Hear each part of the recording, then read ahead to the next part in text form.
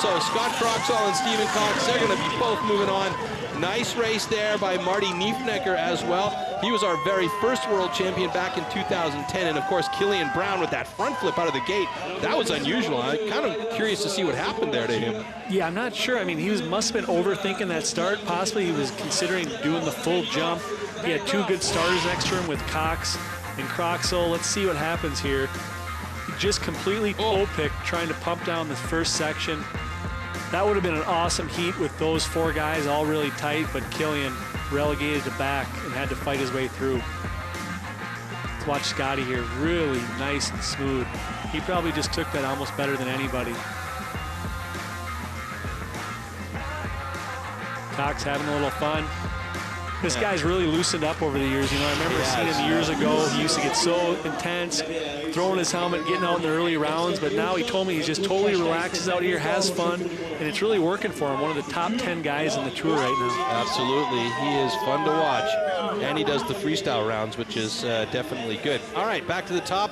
We have our reigning world champion in the blocks, Cameron Naas there, second one over from the right. Next to him is Jack Schramm from the U.S., Matt Johnson in the far left side, and we've got Antti Tolvanen. We saw him earlier with that great come from behind. Here we go.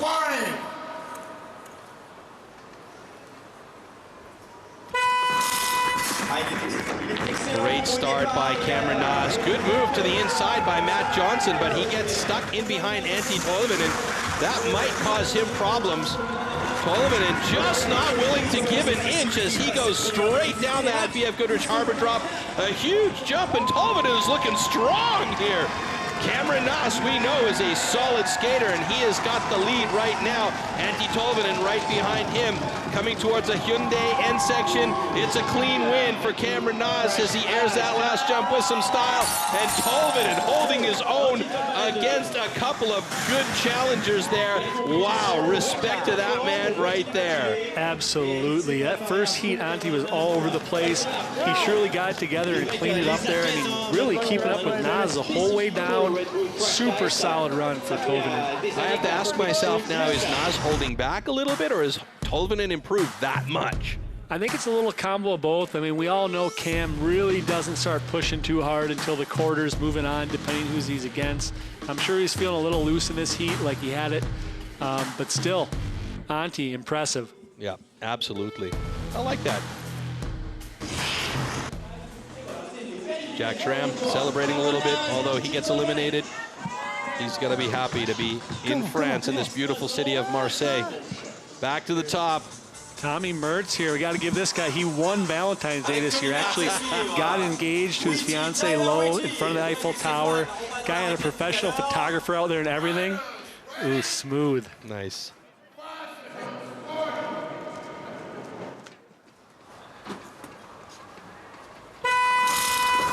Tyler Whitty, Guillaume Bouvet-Morissette, Ricard Van Viehe in this one as well, but it is Tommy Meritz who is riding the love high with a quick start, and he gets to the BF Goodrich Harbor drop first. Tyler Whitty right there with him, the two Americans leading the charge at the moment over the steps. Super smooth by both of them. A dominant run by Tommy Meritz, who obviously wants to show his fiancée who's in the finish area that he's still got it. Hopefully he gives her a kiss here at the end now to really top this off. Yeah, Whitty really solid there. You see that pass he made in the chicane was just the key to this whole race. That was a great race by both of those two guys. Tommy Meritz, Tyler Whitty.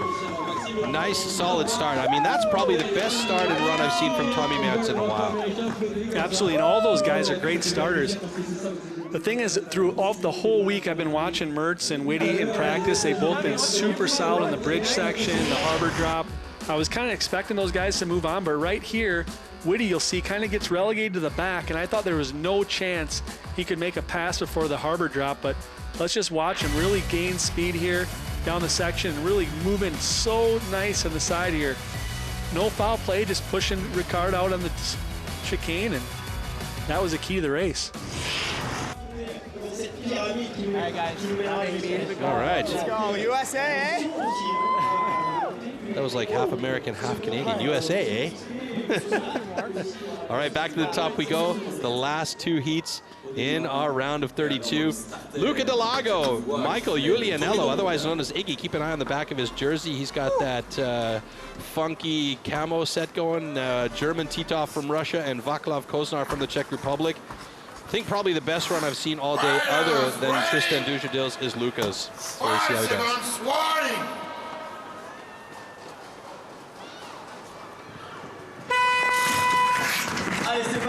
Good start. Boy, Titov gets twisted around. So does Iggy. Koznar sneaking into that second position. But Luca Delago, fantastic out of the gate and through that giant BF Goodrich harbor drop. He is clean as can be. And look at this. German Titov makes a move, gets past Koznar, and he is now sitting in second place. But Luca Delago nowhere to be seen. Oh, there's a little flash yellow that just went by your screen over the Hyundai end section. Titov has got that second place locked down, and he had to come from almost dead last. And Iggy, oh, that is just unfortunate for him. But you actually predicted this earlier on, watching some of the trouble that these guys were having. Yeah, Iggy just in that first round was looking pretty sloppy, not his normal self. He's one of the guys that possibly let the mental side of this track get in his head. I mean, really everybody did, but that's the key. He's a much better rider than this. I think we're going to see a lot better from him in Edmonton. But Luca, first run, just crushed it. And right here, all Luca for the whole way down. He did not make one mistake, super clean. I think he's riding a high from Finland, you know, his first big win. Yeah. Some of these guys just need a little confidence to turn a corner in their career. We've seen Scott do it as soon as he won one. It was bang, bang, bang, bang, bang. Cam, same thing, 2 world championships in a row. Once it clicks in for these really high-skilled guys, they can just keep going, and I'm hoping Luca's in that boat. Yeah, I think this is maybe his race. I don't want to jinx him, but he's looking fantastic on this course. Saw his dad earlier on at the finish area, and he was just riding pins and needles, I think. You could see the big grin on his face watching everything go on.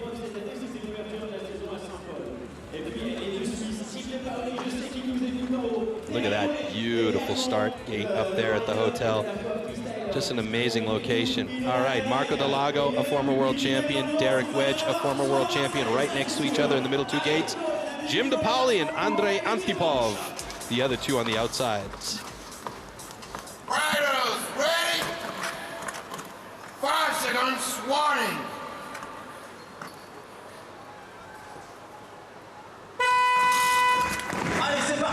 Marco Delago, great start. Jim DePauli sneaks right in behind him. Derek Wedge in that 3rd position. Marco, so solid. And he has been looking really confident on this course as well. And as we know, if you've been following the Red Bull Crashed Ice this season, there's been plenty of drama between the Delago brothers and the Croxall brothers. I don't know if that's going to continue on here, but the racing, when they're in the gates together, it is exciting to watch. And Marco Delago, a clean drop over that Hyundai end section, throwing the Lees out a little bit for that last jump, and Jim DePauli is going to join him in the next round. Unfortunately, the former champ, Derek Wedge, eliminated in this one, along with Andrei Antipov, who is nowhere to be seen. Oh, there he comes. Now he's going to join them with the 4th man in.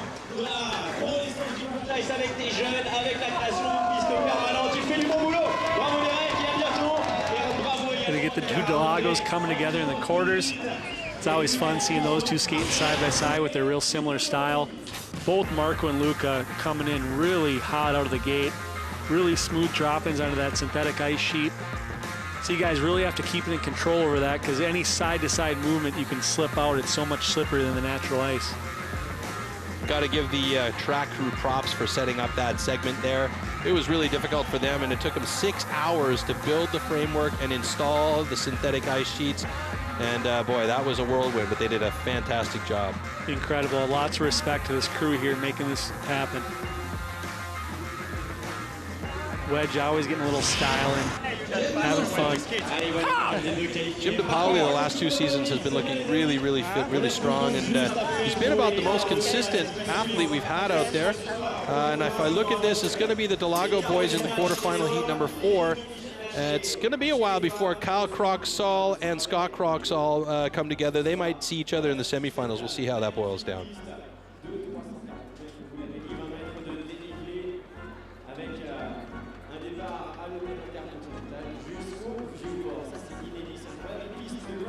340 meters of pure drama right there in front of you on screen, folks. And look at the twists and turns that this track takes from the top.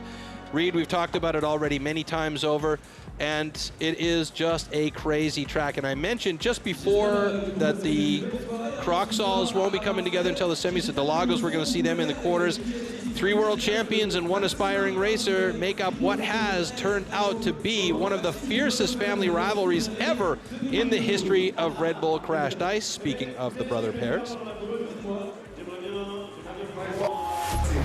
Here, let's do it right here. Hey, you want me to take this off and we do it right here? I'm down. Stop it. I'm ready. Anytime you want. Hey, you tell me. You won't go to the finish line from it. These boys have history. The Croxall Delago semifinal in St. Paul saw tempers flare after a fiery race. I've kind of turned the page on that. I don't really look back at it.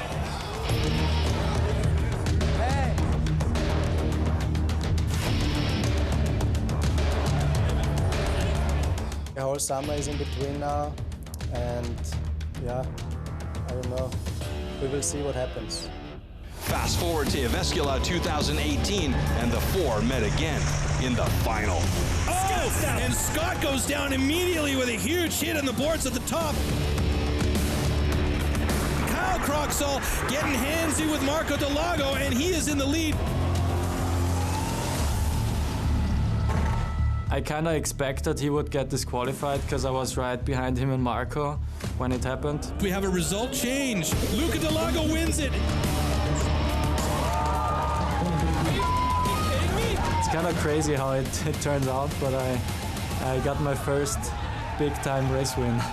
This time, big championship points are at stake.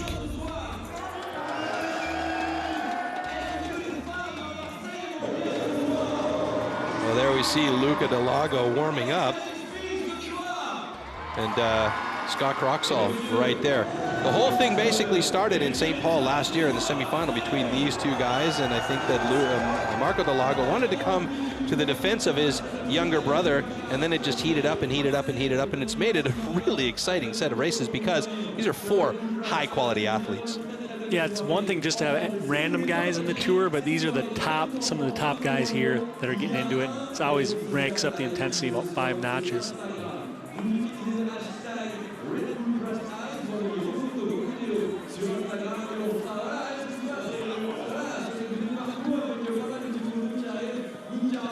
All right, well, yesterday we did crown a world champion. We won't do it officially until we're in Edmonton, but the junior world championship went down to this race right here with Mirko Latti coming out of the gate with a fantastic start. And as you mentioned earlier on, he's been so strong. Richie Jojo Velasquez, however, he came onto the scene this year, and he has been a fantastic addition as we see him make a great pass up here and just big jump and gets a little bit of an advantage from Dmitry Merlichkin as they come down that step set. Yeah, Jojo looking good. Yeah, it's pretty cool. He's only 17 years old, still playing competitive hockey, trying to fulfill his dreams about playing Division I and junior in the USHL here in the next few years, but God, he's got a lot of years left. This is his second race, keeping close to Mirko Latti, one of the best in the biz. Can't wait to see when he turns into a full-time athlete in Red Bull Crash Dice. Yeah, absolutely. This means that you are the world champion for the 2nd year in a row. How does it feel? I'm relieved, Ran. I was a little bit nervous before the race, but it turned out to be pretty good. Back-to-back world champions, it's amazing. Back-to-back world championship titles for that man right there. Mirko Latti from Finland, and they've got an influx of high-end athletes coming our way with 3 or 4 permanent tracks in Finland that they can train on a regular basis. Now, we have an opportunity here for another world champion another world championship to be sealed today as we see the athletes getting into our Hyundai athlete shuttle to get back up to the start of the course. Amanda Trunzo could possibly seal a world championship title here, one event before our big final. But to do that, she's got to get through a couple of other really high-quality lady racers. Yeah, she's got Miriam in her round coming up, one of the top girls. Jacqueline's going to be right there. It's going to be tough no matter what. All right, it is time for the quarterfinals in the men. Let's take a look at this. We got the local hero, Tristan Dujardil, in the mix, along with Kyle Croxall, Maxwell Dunn, and Derek Cochemilio. Maxwell Dunn, super strong in the last heat. Kyle Croxall, always a threat, but Tristan's been so fast getting out of that gate.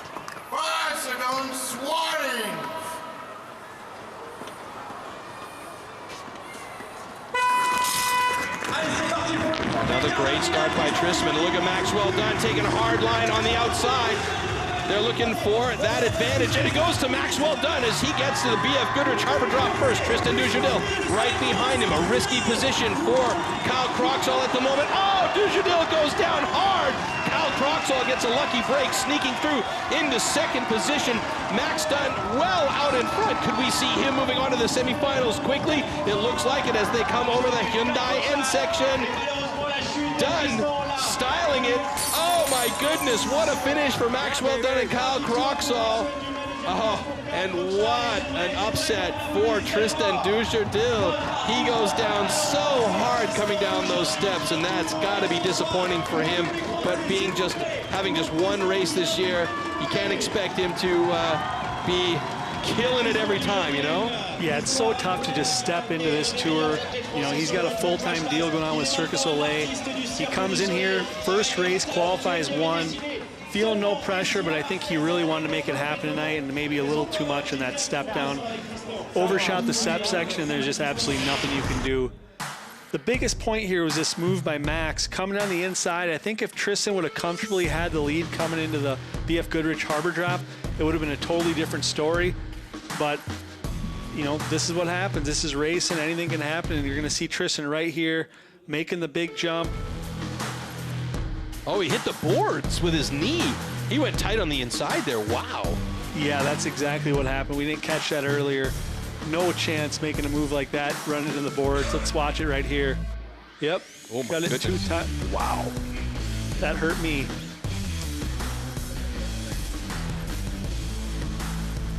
All right, well, Tristan Dujardil is out. We're going to hear from him. He's with Brie McShane in the finish area. Tristan, not the best luck. We saw you hit the boards. What happened there? Yeah, I guess I took the inside a bit too much. I hit the board, but yeah, this is race, and I'm still happy to be in Marseille and race here in front of my friend and family. You have been missing in action. How excited were you to return to Red Bull Crushed Ice? Yeah, it's really excited. I mean, I'm here with my friends, racing with these guys that I like, and it's just always fun. Thanks very much. Thanks. I think Tristan might have been getting a little misty there. He was getting all emotional. There we go. Here we go. I have a feeling we'll see him back. He's a young guy. Tough to walk away from this race. Absolutely. Okay, back to the top with Mirko Latti, Scott Croxall, Stephen Cox, and Shane Renaud. Some 3 big boys in the Canadians.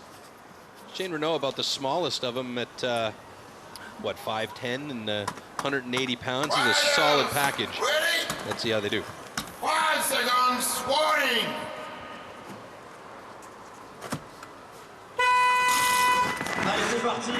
Good start by Scott Croxall, but the advantage goes to the big man Mirko Latti. But we know Scott Croxall is a great skater.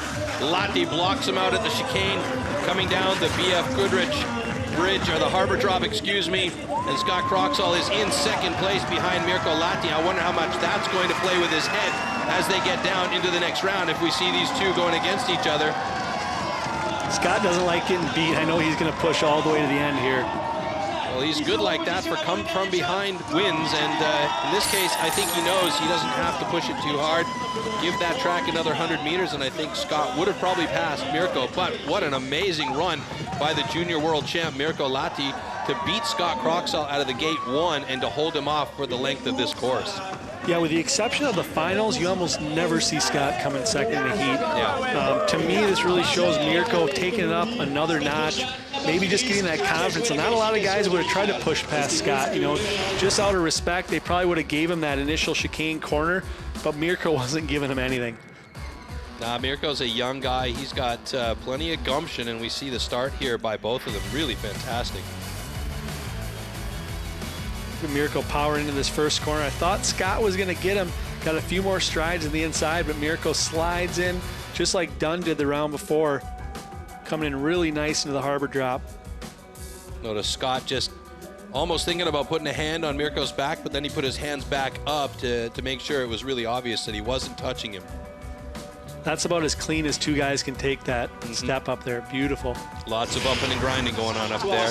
There's Shane Renaud. He's out, but seems pretty okay with it. And Scott Croxall and Mirko Lahti are going to be moving on to the semifinals. All right, next heat in the block. You got Cameron Naas, Tommy Mertz, Tyler Whitty, and Antti Tolvanen. I'm really curious to know how Antti handles this pressure now with these other three guys. They're really strong. Nothing would surprise me after seeing him keep up with Cam in that last heat. Absolutely.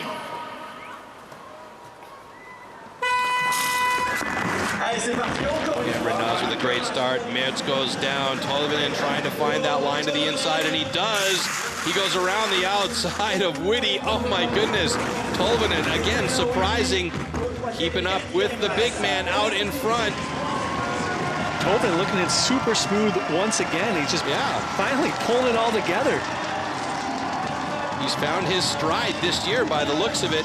Cameron Naas over the Hyundai end section. A clean win by him on this one, but hey, I gotta say, a clean second place by Antti Tolvanen. Good job. I mean, we've talked a lot about him in the past. He's so fast in the time trials. Every time, top 10, top 15 guy comes to the races, gets a little sloppy, kind of all over the place, and always seems to fall or run into somebody. Some sort of drama ensues. This is really the first time I've seen him 2 clean runs in a row. Moving on to the semis. Good work.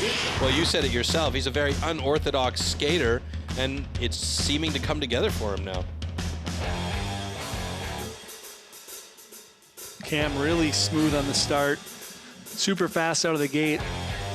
He's going to be super solid tonight. I think it's going to come down to him in a final. We're going to have a Delago in there, possibly a Croxall.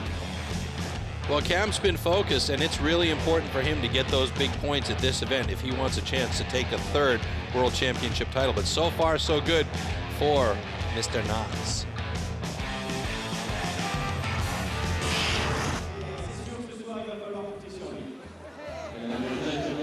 So Antti Tolvanen in the blue, Cameron Naas in the black and orange, moving on to the semifinals. All the way to the final. Back to the top. Luca Delago, Marco Delago in there in the 2 middle gates. The brothers Delago getting ready to race each other against Jim DePauli and German Titov. Riders, ready? 5 seconds warning.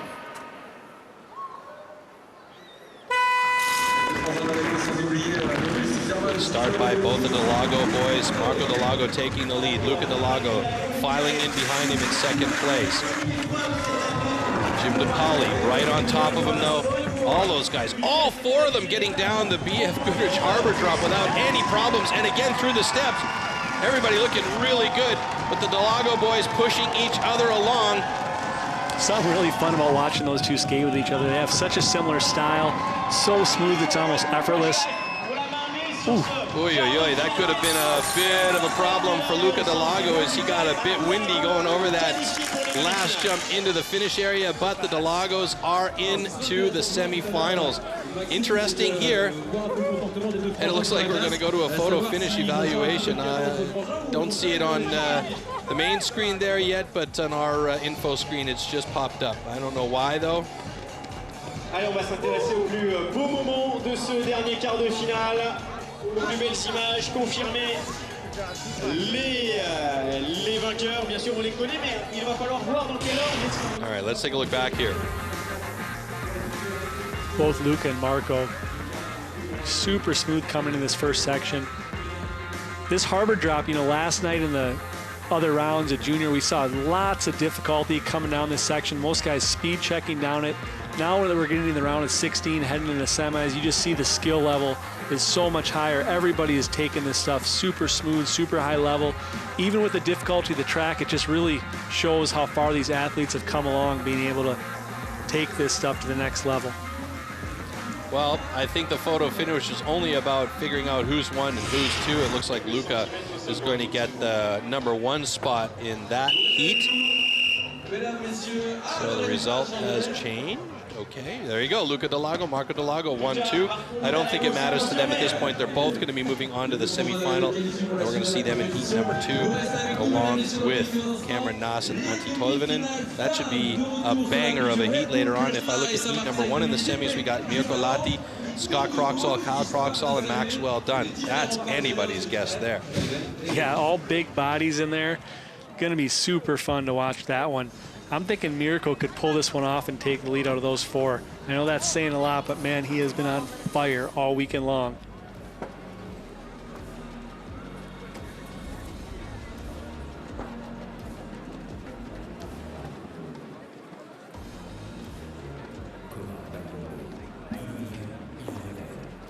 As I mentioned earlier on, Amanda Trunzo has had a perfect season so far, winning the first 2 events, and she's currently leading in the overall for the ladies. But there's still one woman who can be a thorn in her World Championship dreams, and that is Canada's Myriam Trepagnier.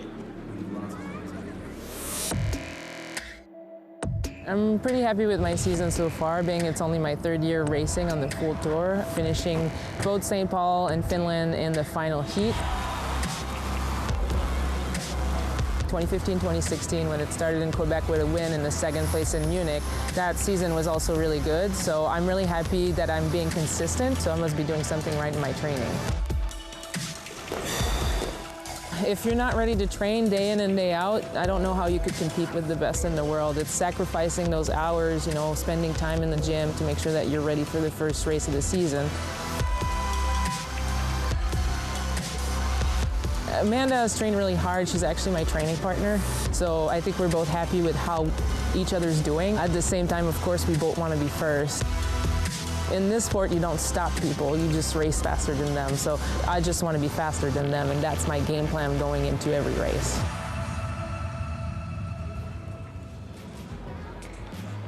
Well, Myriam Trepagnier currently sits in 2nd place in the overall standing. She's 700 points behind Amanda Trunzo. Jacqueline Legere sits in 3rd place. Now, who we didn't mention in this mix is the current world champion, Jacqueline Legere, who has really been dominant on this course. She was the fastest lady down the track in the shootout. She's a very good skater, and there you see Jacqueline in the warm-up room getting ready right next to Junko Yamamoto.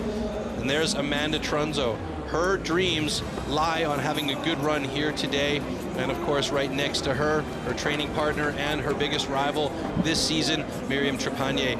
And I gotta be honest with you, this is a really tough call. These ladies are so incredibly strong. They're such good skaters, and it's gonna be a battle right down to the wire. On plastic?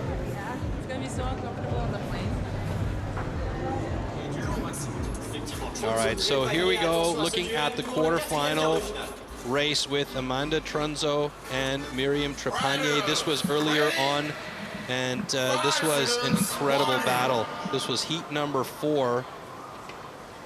Yeah, one thing that really stood out to me here is Trunzo just really didn't seem to have it together right from the start. Going down early, she had a couple mishaps the rest of the way down the track. Myriam looked pretty solid. Yeah. You know, not the way I'd want to start the night, but hopefully she got her willies out and she's ready to go in this next heat, because it's going to be a tough one. Yeah, Amanda fell no less than 4 times in this quarterfinal. So, yeah, like you say, hopefully she got the butterflies out and just got herself focused for the semifinals coming up. She's going to be in against Myriam, Junko Yamamoto, and Anaïs Moran from Switzerland in semifinal heat #2. This was a tough race for her because she got down to the bottom, and I think she was pretty winded after hitting the ice 4 times. I know I would be. Got to give props, though, to Myriam Trepagnier. She had a fantastic start. She was great on her skates. We've always known that Miriam's been a very, very good skater. The one thing that she did struggle with several years ago was her transition game, being able to work on those different elevation changes and going over transitions, and it has become a strength of hers now, and her starts are just amazing. Absolutely. I mean, you can't say enough about all these girls. I mean, 3-4 years ago, they used to be able to compete in one race during the season. Now you got the level is just exponentially risen every year. These girls are training just as hard as the guys, and you can really tell the difference when they're training with each other as the skill level is just going through the roof. All right, well, we're heading to the top of the course and semi-final heat number 1 for our women. We have Jacqueline Legere there in the middle gate with the pink socks and shoulders. Right next to her, Tamara Kaya with the green. Sandrine Réjean next to her, and Maxi Plant, who had her first win at a Riders' Cup. Out of the gate, Jacqueline and Tamara. Oh my goodness, Tamara Kaya goes down right on the cusp of that synthetic ice, and Sandrine Réjean squeaks into second place. Maxi Plant coming in strong on that BF Goodrich Harbor drop, but she toe picks and goes down, and here comes Tamara Kaya. She's a solid skater. She can make it come from behind if she can catch up with Sandrine Réjean, who's sitting in second. Jacqueline Legere, unbelievably comfortable on this course, though. Doesn't look like she's having any problems with this ice, this course, or this situation. And it could be coming down to her being a problem for Amanda and for Miriam. Big time. She looked amazing on this track. Definitely knows it's do or die. Just like Naz, she has to make it happen here in France. Tough go for Kaya. She had a really good start. I thought it was going to be her and Jacqueline moving on, but not happening tonight. So there you go, Jacqueline Legere, Sandrine Réjean. Moving on, and let's look back at this one and pick it apart a bit. Yeah, like I said, great start with Legere, Kaya side by side. Looks to me like the transition between the synthetic and the natural ice just got the best of Kaya there. Jacqueline just off to the races. Can't say enough about her. She's so smooth in this track, qualified number 1. I mean, you can tell all her training is really paying off. Tamara Kaya making a good charge from behind there, but the distance was just too far to Sandrine to make it. And Maxi Plant obviously having a bit of trouble here. Yeah, when you're relegated to 4th and you got 2 fast people like Réjean and Legere in front of you, it's just always going to be so difficult to get back in the mix. All right, let's take a look at this heat, though. This is going to be a big one. Anaïs Morand, she's got the pink left shoulder in gate number 2. Right next to her, Amanda Trunzo wearing the hockey helmet. Anaïs Morand strong on this course as well.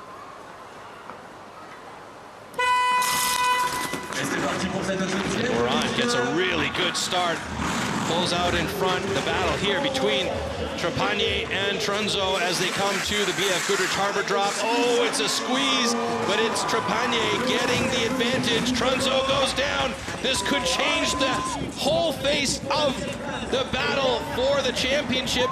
Trepanier struggling now to find her footing. Here comes Trunzo. Trunzo makes the pass. Oh my goodness. What a set of drama happening up at the top. Amanda Trunzo now just making a pass on Miriam Trepanier. Coming to the Hyundai end section. Trepanier trying her best to catch up.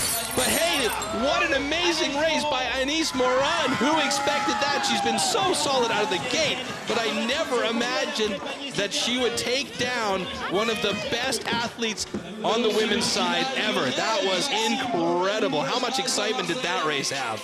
Unreal, and we're just talking about how good Jacqueline was. Well, Anaïs just took that better. That's the only girl that I've seen drop into the harbor drop. Straight shot, train track, straight down that thing. She launched up the step up. It was unreal. Let's watch her here. Just full speed, looks super comfortable coming to the corner, and Miriam, she just goes for it. Miriam looked great right here as well. She had a good drop in, little speed check, but Amanda had the biggest problems there going down. And then at the steps is where it all fell apart for Miriam right here. Looks like just caught a toe pick, and just from there, she just couldn't get it back together. Fall after fall, wiggling, and then just gave enough time for Trunzo to make it happen. Yeah, and once that first fall happens, if you're just a little bit off stride, it's so hard to get back up and get going again, especially when you just can't, if you don't have the power there, if you've just put everything into the first bit of the course. So a disappointed Myriam Trepanier, who actually battled and battled and battled. Too bad. Gonna be an awesome final though. Wow, and Nace is really impressing me. Yeah, absolutely. A former Olympic figure skater, and now she's rocking and rolling out there in ice cross downhill. I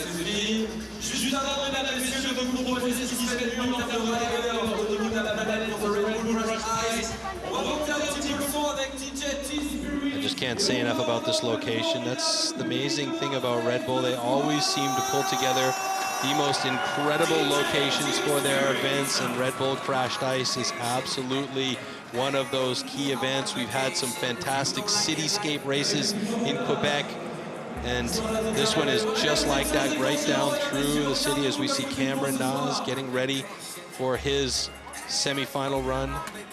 And the fans here are also incredible, lining up for hours to get onto the site here through all the security. Marco Delago clowning a little bit in the Riders Lounge, getting ready to go as well. He's something else, always staying loose, had a little clown nose on earlier. Yeah. That's just his style. That's just his style, you're right. All right, semi-final heat number 1. Mirko Lahti, Scott Croxall, Maxwell Dunn, Kyle Croxall, all of them up there in the gate. And like I said earlier, this is anybody's guess where this will go.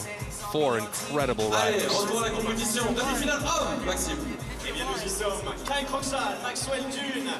are you thinking, Troy? I'm thinking Maxwell, actually, in this one. I'm picking Lahti here. Are you? 5 seconds, warning!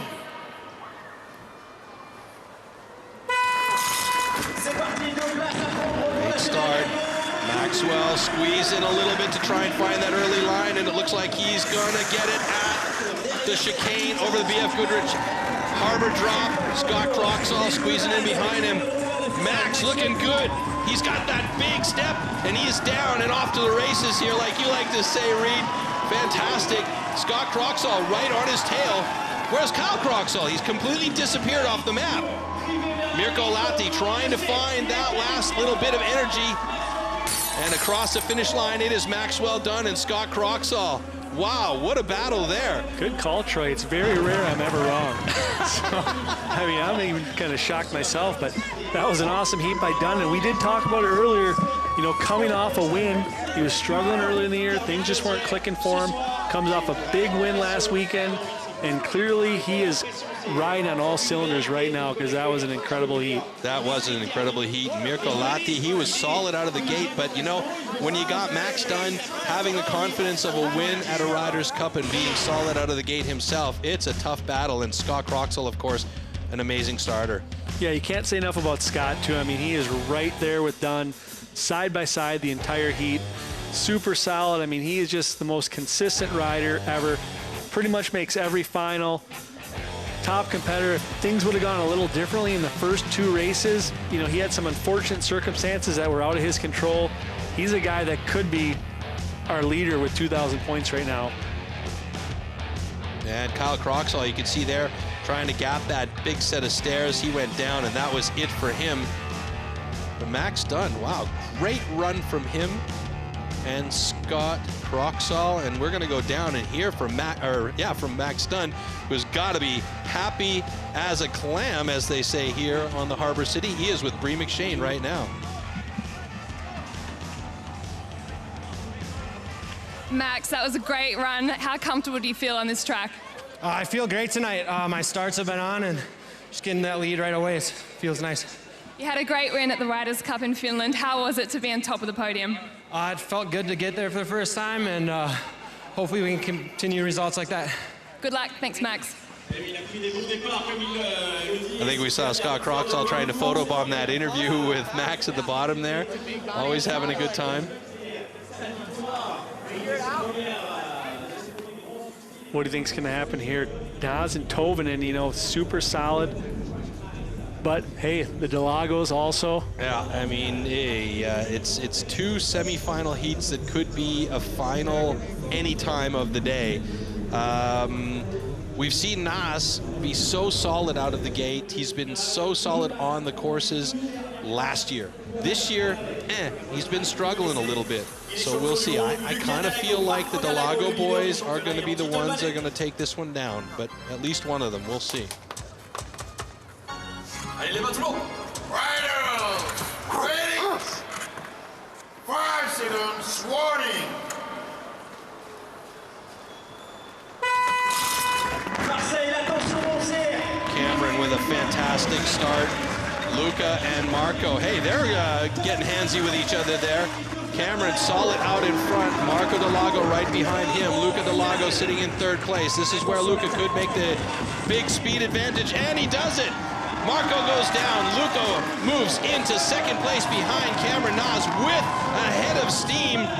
And now it's all about staying on his feet over the Hyundai end section. A final jump, and he is going to take this one into the final. Marco Delago and Kyle Croxall, they're not going to see each other in this final, maybe in the consolation. But right now, Cameron Nas has got to be stoked about making a final after struggling to get there in the last two big races. And Luca Delago, he's going to be hitting another final for himself as well. So he's going to be riding the high too. Absolutely, and that's where we see Cam clearly pick it up a whole nother level. He was a different rider than he was the first two heats. Not that there's anything wrong with that, but he clearly knows when he needs to step it up and did. What was really interesting there was coming down that stretch, seeing Marco and Luca kind of get into it with each other a little bit. Let's watch here, coming around this section. Marco has a clear advantage in the start. Luca, I think, thought he could push to the inside and almost takes Marco down on accident. From there, Marco had a really clean race until we get to that steep section with the steps. You know, guys, all night, either you make that clean and you propel out of there with a lot of energy, or you bite the dust. And to say it simply, another one bit the dust there. We see Marco go down and Luca takes control. Yeah, he just, he didn't have his footing at the bottom of the landing, and we've seen Luca all night long just airing that one and sailing smoothly down the backside of that transition. And this time, Antti Tolvanen, and he looked fantastic in the race. I mean, he was just a little bit outmatched in this case. Yeah, that's exactly it. I mean, great job for Tolvanen, taking it farther than he's ever took it before, but completely outmatched with those three guys. Well, Marco Delago eliminated. He is with Bree in the finish area. Marco, you got off to a good start, but it didn't quite finish the way you wanted, but you're in good spirit. You know, it's kind of ironic. Looking back 1 year, exactly the same thing happened to Luca. He crashes at exactly the same spot, the same way, and I pass. And now he goes through, so life is fair, I guess. Your brother Luca is through. Do you think he can take the win tonight? 100%. He's super quick on the track. Starts are good. I don't see why not. Thanks very much. Well, the why not that I see is skating around right there. Cameron Nas is probably the only guy that can really do damage to Luca Delago coming out of that gate. I mean, they're both very, very quick as starters. So we're going to see Cameron Nas, Luca Delago, Scott Croxall, and Maxwell Dunn in the final for the men. And that is going to be a lot of fun to watch.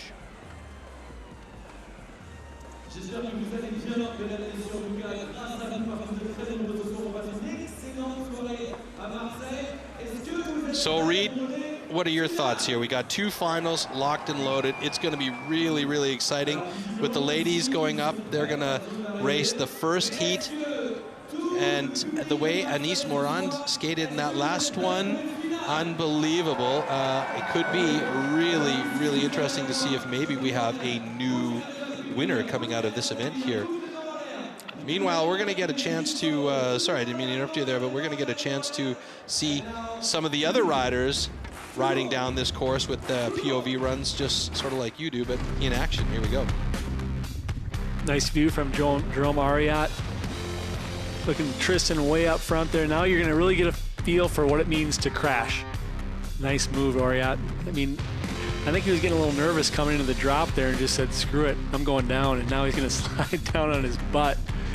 That's just how scary this was for guys. I mean, there's no joke. I'm telling you, it's a 60-degree angle on that BF Goodrich drop. A lot of compression at the bottom. I mean, you should have seen the training with guys going down one after the other.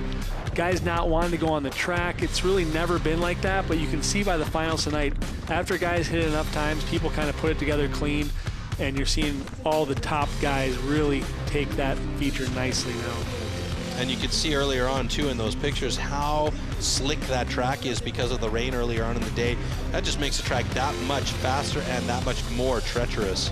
Yeah, getting that little layer of water between the skates and the ice just really accelerates you and really changes how you take all the features. This could almost be a 3D game, you know, get those goggles on and start to have some fun with that. Absolutely. Look at the crowd down there at the finish area, the harbor in the backdrop, the Red Bull Arch at the finish line. Our live commentators getting everybody all pumped up. And speaking of all pumped up, we got some women in the gate getting ready to race in the final. Oh, excuse me, it's the consolation final. I see Miriam Trepanier up there along with Tamara Kaya, Maxi Plant, and Junko Yamamoto. So these four ladies will be racing for positions 5, 6, 7, and 8 in the overall standings here in Marseille. 5 seconds, warning.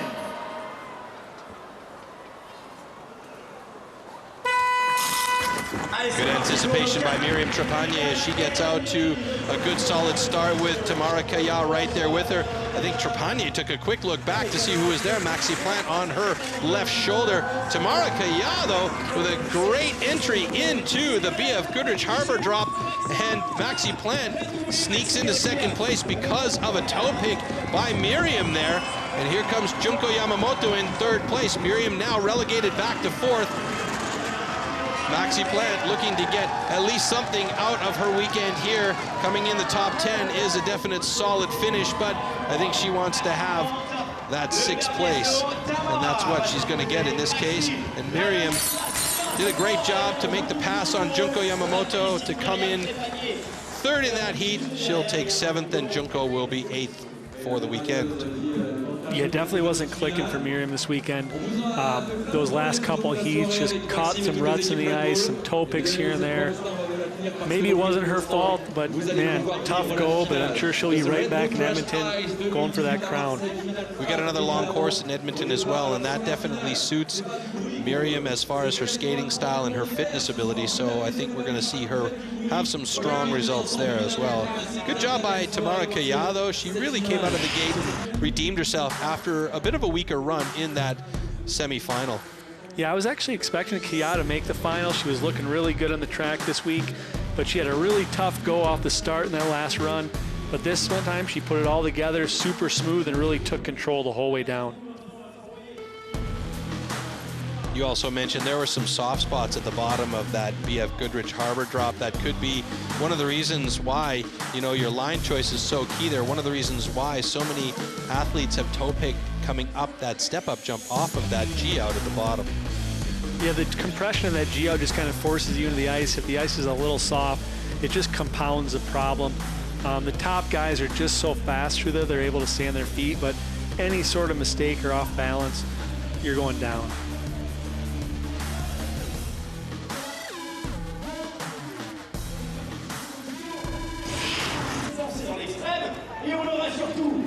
That is the face of disappointment right there, but she's going to come back in Canada. And we'll see her definitely battling hard in Edmonton at our final.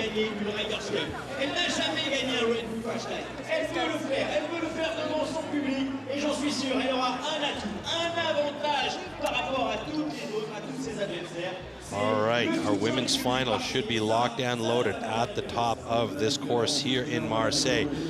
Jacqueline Legere, Anaïs Morin, Sandrine Réjean, Amanda Trunzo.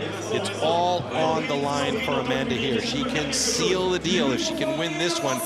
But with the start we saw from Anaïs and from Jacqueline, it's going to be a tough battle, and she's got the far left-hand lane of your screen. So that's a really hard position to start from. She's got her work cut out for there, for sure. Amanda Trunzo from the USA trained so hard in the off-season, training with guys like Cameron Naas to get herself fit and ready to go. We didn't see much from Anaïs and what she's doing in the off-season, but she has definitely shown that she is wanting to be at the top of the podium here. Jacqueline Legere, she is the reigning world champion. There you can see the #1 on that shoulder patch. She's looked really strong on this course. And then Sandrine Réjean, the one and only French woman in the mix here, and the fans are definitely going to be on her side. How much is that going to push her along here in this race? Let's see.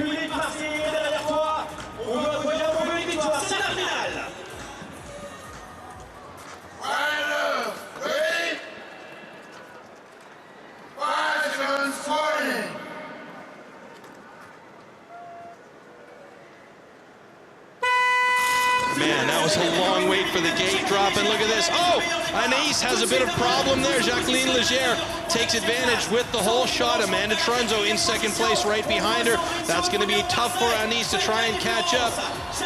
Jacqueline in the lead. Amanda right on top of her now as they come towards the stairs. That is a treacherous right-hand turn, and all of the ladies look like they navigated it just fine. Amanda Trunzo in solid position #2. Jacqueline Legere out in front. Amanda's got to win this one, otherwise the battle goes down to Edmonton. It's going to be a tight one coming to the finish area. A last-minute push by Amanda. Oh, she puts a foot down, and that one's going to go to Jacqueline Legere. Amanda Trunzo comes in second place. Anaïs Morin in third. Sandrine Réjean in fourth. And the ladies mob Jacqueline because they just realized what's happened here. We have a race that's going to go down to the last event of the season in Edmonton. Fantastic. Yeah, we want to keep these races tight. It would have been kind of a loss of excitement if Trunzo would have took it tonight, but now it's going to come right down to the finale in Edmonton. Now, we talked earlier, if Anaïs could have just put together another run like the last one, it would have been super tough for anybody to take her out, but she just struggled a little bit on the start.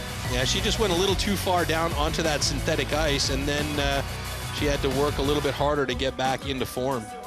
Yeah, but Trunzo, just the opposite, pulled it all together on this run. Yep. Just wasn't quite enough to beat Jacqueline. I mean, she has really dominated this track all week long, but I got to give Trunzo props. She had some pretty sketchy runs earlier in the night, comes together, takes #2.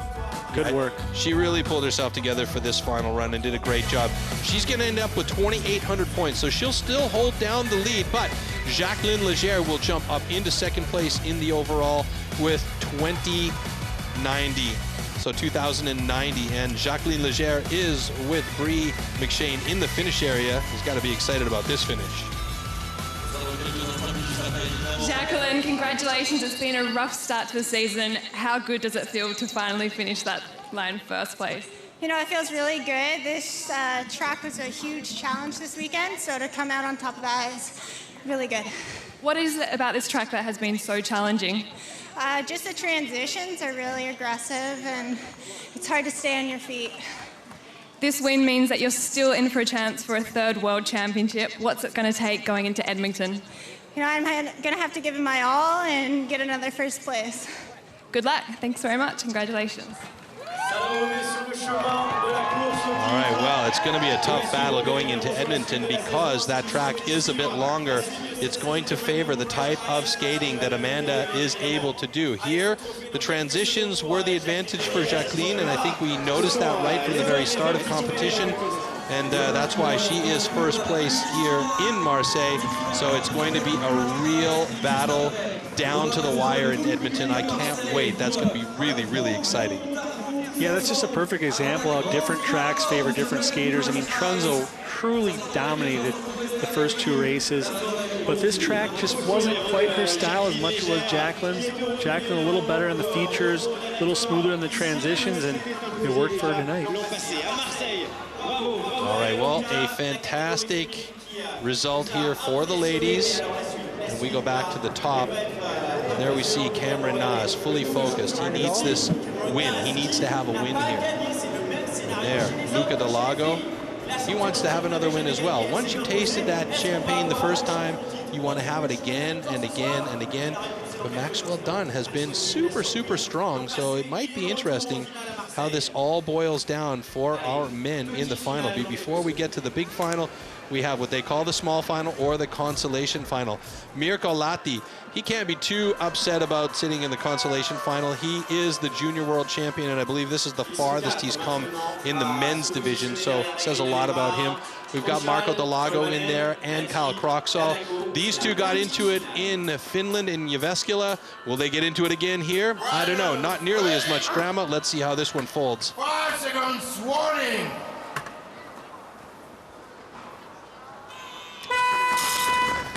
All right, Marco Delago with the preferable gate on the inside gets an early lead with Mirko Lahti right on his tail. Kyle Kroxall coming in hard on Mirko Lahti. Lahti gets through the BF Goodrich harbor drop nice and clean.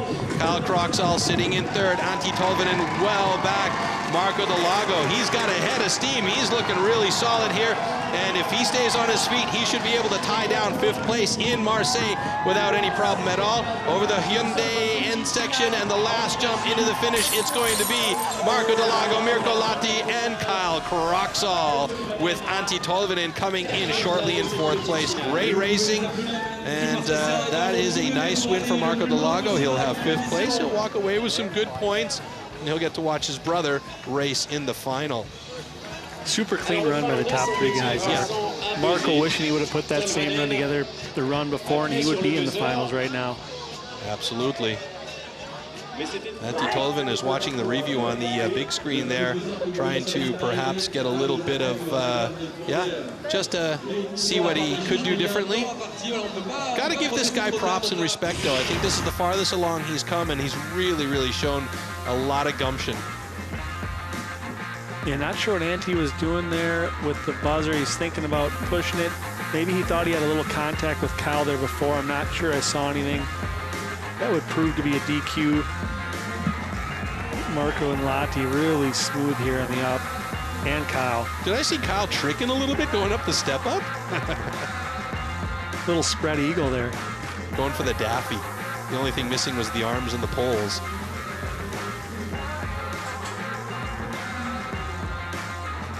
Marco really staying right there in the heat for the World Championship, I think, with that 5th place. You know, currently in the lead. Didn't make the finals this time, but super solid. So I think this season is going to completely come down to Edmonton. Yeah, it's going to mix it up a lot in the overall rankings. It's going to be interesting to watch that, and looks like Antti has decided not to push the button, which is a good thing, because I don't think we saw anything untoward up top there. Yeah, get it the right way around if you want your sponsors to have that proper look there, Marco, hey? All right, ladies and gentlemen, now it is the time for our final, and there you see the arch at the top. The guys we're going to see in this final, Cameron Nas, the 2-time reigning world champion, the record holder for the most wins ever. Luca Delago in there as well. We've seen him get out of that gate fast. Scott Kroxall, what do you say about this guy? He is always quick, always solid, always in the mix, and always ready to battle. And Maxwell Dunn, he isn't really the mystery player here anymore, but his high ride after a win at the Riders' Cup may carry him, but he's in a really rough position on the outside gate right next to that man right there. As we know, Scott can get out of the gate fast, and he is a solid competitor. The 2-time world champion, he wants to have a win here. He needs to have a win here to stay in the mix, to get a 3rd world championship title. He wants those 1,000 points, but then so does this young man right here, Luca Delago. He's only competing in the Red Bull Crashed Ice with the exception of 1 Riders' Cup, and this is going to be a big heat.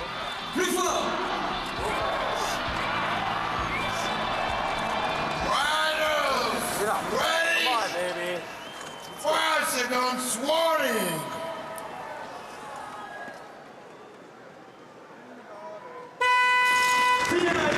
Goodness gracious, what an explosive start by Cameron Nas and Maxwell Dunn. What a great come from the outside, blocking one of the best skaters in the world in Scott Kroxall. Cameron Nas way out in front. Luca Delago trailing at the moment, and this is pretty tight, but look at the pass by Scott Kroxall on the inside of Max Dunn. Cam Cameron Naas well out in front. Scott Croxall looking to make a catch and a pass. It's not going to happen, though. Cam was just too focused and just too strong. Scott Croxall with a second place. And I'm not sure. I think it was Max Dunn who came across in third, so he's got himself a podium. And that is a fantastic job by all four of those guys. Luca Delago in the mix as well.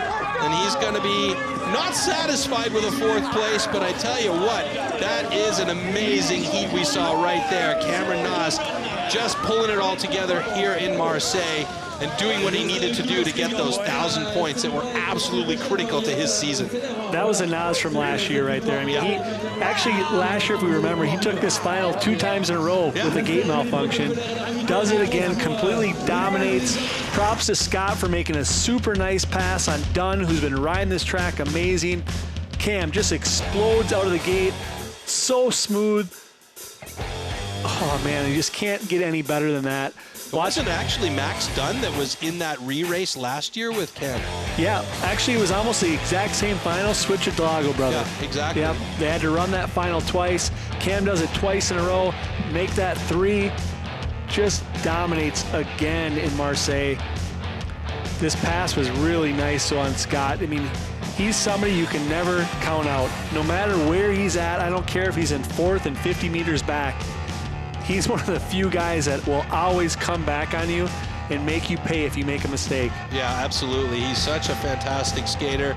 So good at just the tactics of it as well and looking for that perfect line.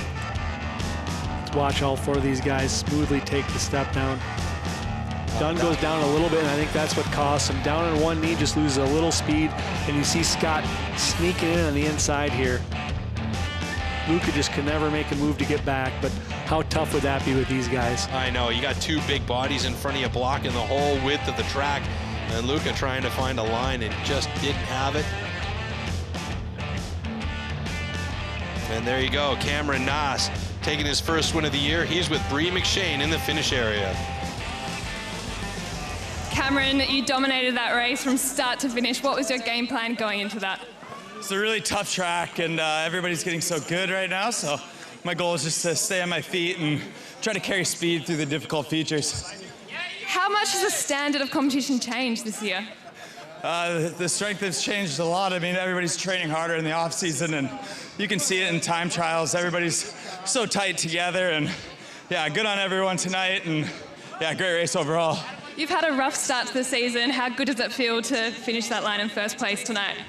Yeah, you know, I had a rough race in Minnesota in that final, and I looked up in the Jumbotron on that one, and I looked in the Jumbotron in this one, and I kicked myself during it, and stayed on my feet this time, though. That's nice. How crucial was it to get a result here with the World Championship on the line? It was huge.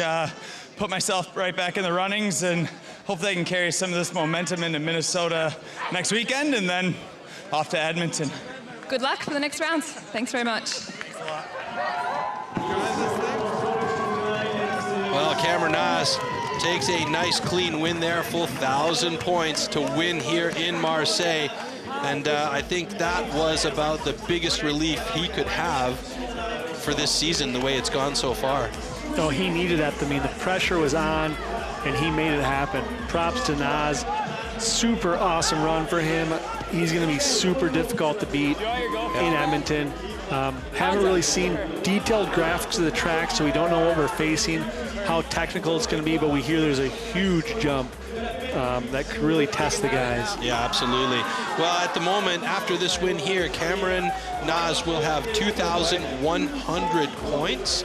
Scott Croxall will have 2,400 points. So Scott Croxall will take over the lead, I believe, or maybe just be behind Marco Delago still, but that will be a minuscule difference between those two. There's still the race in Minnesota for the Riders' Cup. Cam could potentially come away with 250 points there. And Marco Delago, of course, you know, he came into this with 1,855 points. He did add some points to that, but is it going to be enough to hold on to that top spot? could be. We'll have to wait till the official numbers come out, but for this one here in Marseille, Cameron Noss is your winner. Scott Croxall in second place. Maxwell Dunn, a podium spot for him is always good, and that'll pump him up a little bit in the overall standings as well, but he's not really in the mix to get a World Championship title. Now it's basically between Marco, Scott, Cameron, Luca. And of course our ladies, I mean, what an amazing race for Amanda Trunzo. She didn't win it here, but nevertheless, she is holding on to the lead in the overall. Miriam Trepanier came in strong. She had a little bit of trouble out there. The surprise for me was Anaïs Morin in third place here, Amanda taking the second, and we knew Jacqueline Legere was strong. She wins Marseille, France, so she's going to have a few points. She'll end up with 2,090 points now after this race here, so it's going to come down to a very, very interesting final event in Edmonton, Alberta.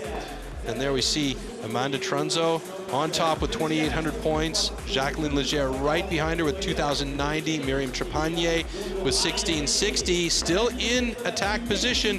Anaïs Morin with a great jump up into fourth place with 1,450. Now it's important to know that they do have a dropout race here. So out of the 4 Red Bull Crashed Ice is only 3 counts. And that is what allows Jacqueline to be able to win the championship. All right, now we're going to get an official call on the men's points here. So let's see. Yep, Scott Croxall just ahead of Marco Delago with 2,400 points. Marco 2,305, so 95 behind. It's not a lot. And then Cameron Noss still holding on to third place with 2,100 points, but that was an important win for him today. And Luca Delago in fourth place overall, 1,519 and 50 points. So yeah, it's going to be a really fun race to watch in Edmonton. Well, the Red Bull Crashed Ice now moves to the Great White North for the final event of the season in Edmonton, Alberta in Canada. And the way this series is shaping up, Edmonton is going to be a thrilling final, and we're going to be excited to bring it all to you live. So make sure you keep an eye on redbullcrashedice.com for broadcast times and information.